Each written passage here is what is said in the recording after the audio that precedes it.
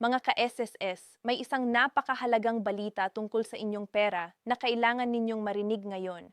At kung kayo ay SSS pensioner, ang impormasyong ito ay direktang makakaapekto sa inyong bulsa bago matapos ang taong 2026.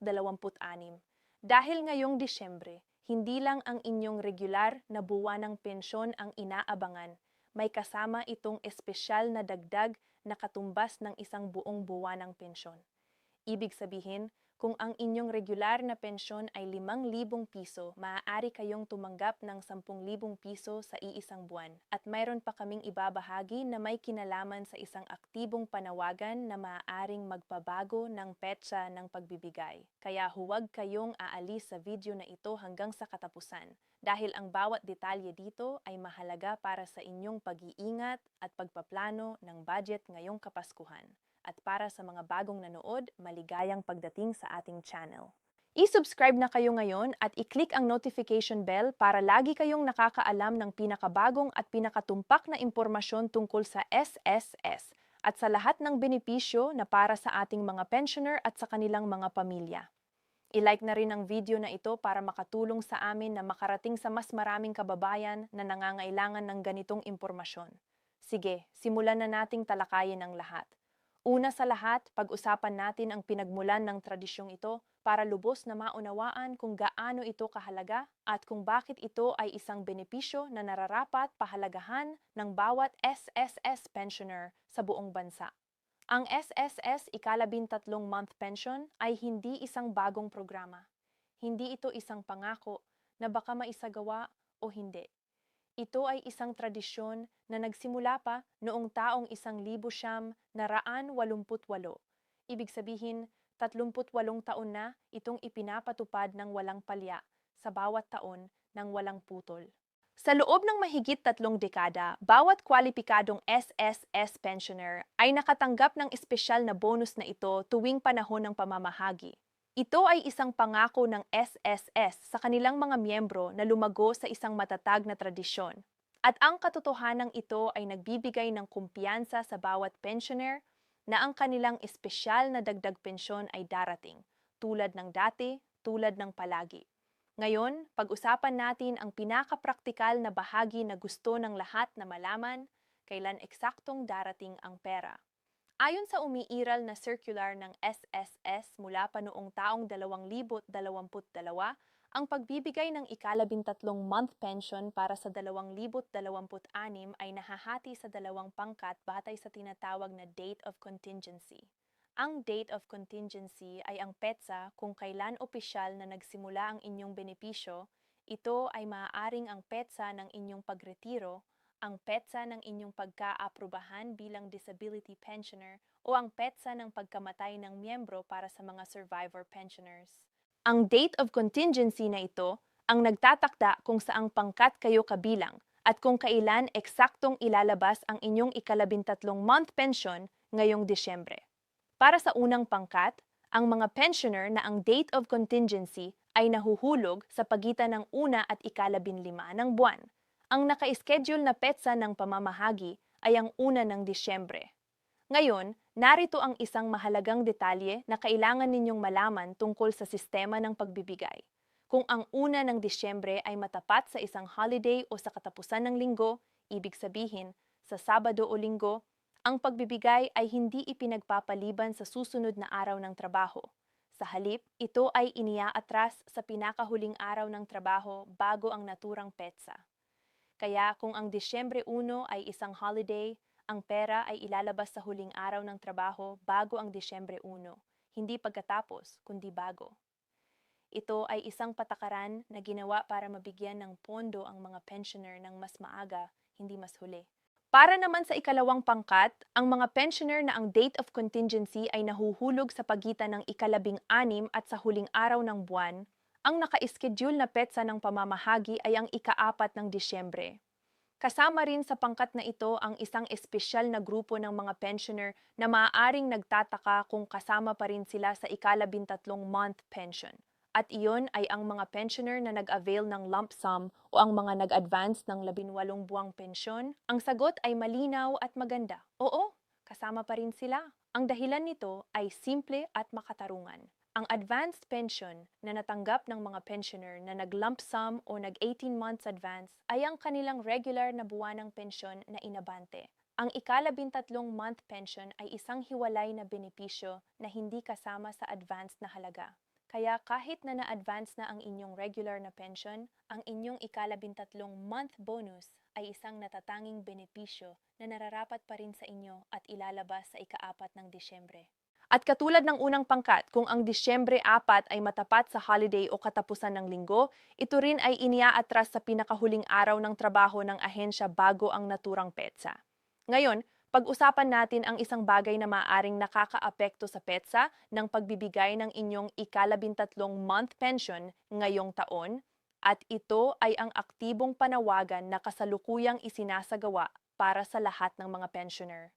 Si Kinatawan Rolando Ledesma Makasait na kumakatawan sa SSS at GSIS Pensioners Party List sa Kongreso ay aktibong nanawagan na agahan ang pagbibigay ng ika-13 month pension ngayong 2026. Ang tawag niya rito ay Easter Emergency Bonus, isang paglalabas ng ika-13 month pension bago pa man dumating ang Disyembre sa mas maaga pang petsa para matulungan ang mga pensioner na harapin ang kasalukuyang krisis sa ekonomiya. Ang dahilan ng panawagan na ito ay lubos na maiintindihan ng sinumang pensioner. Ang inflasyon ay patuloy na mataas, ang presyo ng langis ay patuloy na tumataas, at ang mga pangunahing bilihin tulad ng pagkain, gamot at utilities ay hindi humihinto sa pagiging mas mahal. Sa gitna ng lahat ng pagbabagong ito, ang mga pensioner na nakatira sa isang fixed na kita ay ang mga pinakaapektado. Ang maagang pagbibigay ng ika-13 month pension ay maaaring magbigay ng agaran at konkretong tulong sa mga pensioner bago pa maging mas mahirap ang sitwasyon. Ngayon, naiintindihan natin kung bakit ito ay isang napakamakabuluhang panawagan. Pero kailangan ding maunawaan ang proseso sa likod ng desisyong ito para hindi kayo maniwala sa maling impormasyon. Ang desisyon kung papayagan o hindi ang maagang paglalabas ng ika-13 month pension ay isang eksklusibong kapangyarihan ng pamunuan ng SSS mismo. Hindi na kailangan ng pahintulot ng Senado. Hindi na kailangan ng apruba ng Kamara ng mga Kinatawan. Hindi na kailangan ng kautusang Pangulo mula kay Pangulong Marcos. Ito ay isang panloob na desisyon ng SSS bilang ahensya. Ibig sabihin, ang mga opisyalis ng SSS ang may huling salita kung kailan at paano ilalabas ang pondo. Sa kasalukuyan, habang ginagawa ang video na ito, wala pang opisyal na pahayag o tugon mula sa pamunuan ng SSS tungkol sa kahilingang ito. Walang kumpirmasyon. Walang opisyal na anunsyo na sinasabi na maaagahan ang pagbibigay. Kaya ang pinakaligtas at pinakatumpak na ipaalam sa lahat ay ito. Kung walang opisyal na pagbabago mula sa SSS, ang ika-13 month pension para sa 2026 ay ilalabas sa orihinal na mga petsa sa Disyembre 1 para sa unang pangkat at Disyembre 4 para sa ikalawang pangkat. Gusto naming maging malinaw tungkol sa puntong ito para hindi kayo malito o mabigo.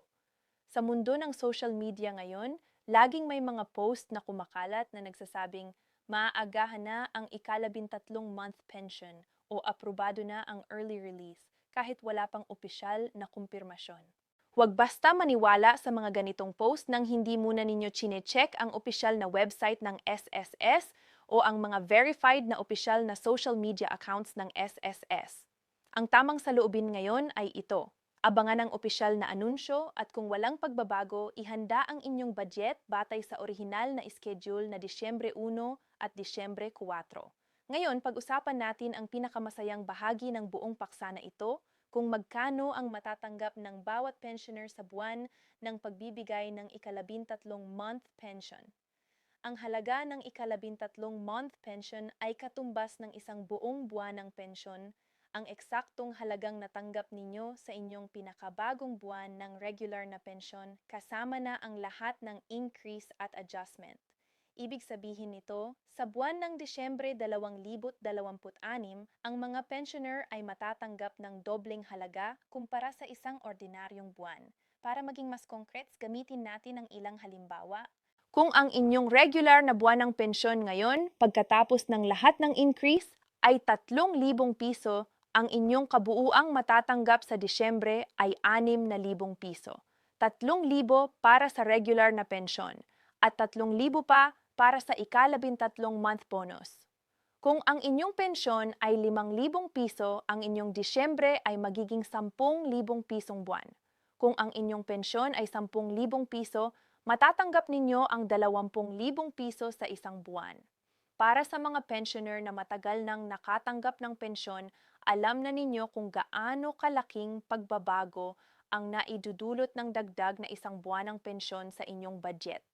Lalo na sa panahon ng Pasko at Bagong Taon, kung kailan ang gastusin ng pamilya ay karaniwang mas mataas kaysa sa ibang mga buwan. Mahalaga ring malaman ng lahat na ang ika-13 month pension ay isang benepisyo na para sa lahat ng kwalipikadong SSS pensioner. Walang sinasanib at walang maiiwan. Ang mga retirement pensioner ay kasama. Ang mga disability pensioner ay kasama. Ang mga survivor pensioner, ang mga asawa, anak o dependent na tumatanggap ng benepisyo dahil sa pagkamatay ng miyembro ay kasama rin. Ang benepisyong ito ay hindi nakabase sa inyong kasalukuyang kita, hindi nakabase sa inyong edad, hindi nakabase sa inyong lokasyon. Kung kayo ay aktibong SSS pensioner na kwalipikado at nakatanggap ng regular na pensyon, ang ika-13 month bonus ay para sa inyo. Para sa mga pensioner na gusto pang matiyak na maayos ang pagpasok ng kanilang ika-13 month pension sa tamang petsa, mayroon kaming ilang mahahalagang paalala. Una, tiyakin na updated ang inyong disbursement account sa SSS. Ang lahat ng pagbabago sa inyong bank account, account number, o disbursement channel ay dapat na na-update sa SSS bago pa dumating ang Disyembre. Kung hindi updated ang inyong disbursement information, posibleng madelay ang pagpasok ng inyong pensyon, regular man o ika-13 month. Pangalawa, para sa mga may obligasyon sa ACOP o Annual Confirmation of Pensioners, siguraduhing naisumite na ninyo ito. Ang hindi pag-comply sa ACOP ay isa sa mga pinakakaraniwang dahilan ng pagka-hold ng pensyon at ayaw ninyong maranasan iyon sa buwan ng Disyembre. Pangatlo, mag-ingat sa mga scammer na maaaring samantalahin ang panahon ng ika-13 month pension para lokohin ang mga pensioner. Huwag ibigay ang inyong personal na impormasyon sa kahit sino na nagpapanggap na empleyado ng SSS at humihingi ng bayad o karagdagang impormasyon para i-release ang inyong bonus. Ang ika-13 month pension ay automatikong ilalabas sa inyong registered disbursement account. Walang kailangang gawin para matanggap ito maliban sa pagtiyak na updated ang inyong account. Ang pinakamahalaga sa lahat ng ating napag-usapan ngayon ay ito. Ang SSS ika-13 month pension ay isang benepisyo na 38 taon nang ipinapatupad. At ito ay isang patunay ng pangako ng SSS sa kanilang mga miyembro na nagbayad ng kontribusyon sa loob ng maraming taon ng kanilang buhay at kalusugan. Sa panahon ng mataas na implasyon at patuloy na pagtaas ng presyo ng mga bilihin, ang dagdag na isang buwanang pensyon sa Disyembre ay hindi lamang isang numero. Ito ay tulong sa pagkain ng pamilya ngayong Kapaskuhan. Ito ay dagdag na kakayahang bumili ng gamot at bayaran ng bayarin, at ito ay pagpapatunay na ang taon ng inyong pagtatrabaho at pagbabayad ng kontribusyon ay may katumbas na gantimpala na hindi titigil kahit na nagre-retiro na kayo. Abangan ang opisyal na anunsyo ng SSS para sa anumang pagbabago sa schedule, at kung walang pagbabago, ihanda ang inyong sarili para sa Disyembre 1 o Disyembre 4 bilang araw ng inyong espesyal na pamamahagi. Bago kayo umalis, isa lang ang hihilingin namin sa inyo. Pumunta sa comment section ngayon at sabihin ninyo kung ikaw ay first batch o second batch pensioner at kung magkano ang inaasahan mong matatanggap sa inyong ika-13 month pension ngayong Disyembre. Ibahagi ang inyong excitement dahil ang bawat komento ninyo ay nagpaparamdam sa aming komunidad na hindi kayo nag-iisa sa paghihintay at pag-asa para sa magandang balitang ito. At kung nakinabang kayo sa video na ito ngayon, pakibahagi ito sa lahat ng inyong kakilala, pamilya at kapwa pensioner. Lalo na sa mga hindi pa alam ang eksaktong petsa ng pagbibigay ng ika-13 month pension ngayong taon. maraming lolo, lola at benepisyaryo ang hindi regular na nanonood ng mga update online at ang isang share mula sa inyo ay maaaring makatulong sa kanilang mapaghandaan ng maayos ang pinakamahalagang buwan ng kanilang taon. Maraming salamat sa inyong oras at tiwala. Maligayang Pasko ng maaga, ingat kayo lagi at hanggang sa susunod na video.